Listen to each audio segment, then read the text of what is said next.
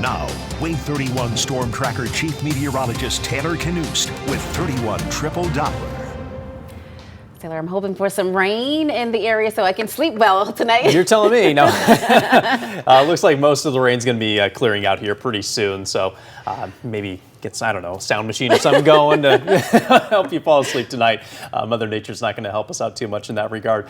First of all, let's talk about the heat we've seen recently. We're now at 4 straight days of highs in the 90s in Huntsville, going back to last Friday.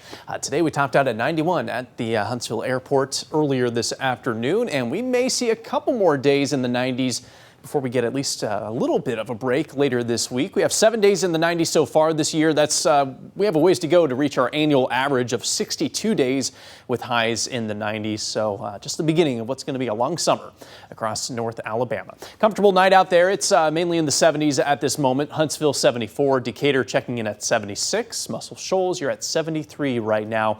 Here we go again. The heat up returns tomorrow with temperatures climbing from those 70s early in the day to the upper 80s around lunchtime. We'll spend the afternoon in the upper 80s and low 90s, just like we've seen the past several days. Let's walk through town by town to see your forecast highs tomorrow. Not everyone is going to get to the 90s on Tuesday afternoon. Fort Payne, your forecast high 87. Scottsboro 88. Arab around 85 tomorrow afternoon. We do get up to near 90 in Decatur, 89 in Athens, 90 for Town Creek, and 90 your forecast high around Russellville. So some of you low 90s, others upper 80s. Either way, it's going to feel pretty warm out there, and we will have more chances at storms tomorrow. As for what's happening right now, just some isolated rain in parts of Lincoln, Moore, and Franklin counties in Tennessee. The heaviest of the downpours just to the east of Winchester at this point. These are drifting south slowly and may hold together to clip northern parts of Madison and Jackson counties over the next hour or two. But we're seeing a general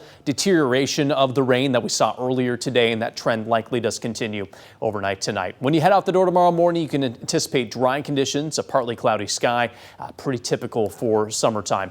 Around the mid-afternoon is when we can expect additional isolated storms to fire up. Our latest from Future Radar has these popping up initially near the Alabama-Tennessee state line and then gradually drifting to the east-southeast throughout the evening, clearing out late on Tuesday night. On Wednesday, the rain is likely going to be fairly isolated and should stay in our southern counties. Drier air is going to move in on Wednesday, preventing us from seeing much rain. So I think a lot of you are going to stay dry on Wednesday. After that, a cold front's going to sweep through Wednesday night into Thursday morning. We could have morning rain on Thursday, something we haven't seen too often recently, and that may stick around our southern counties on Thursday afternoon with some storms possible in that part of our area around that time.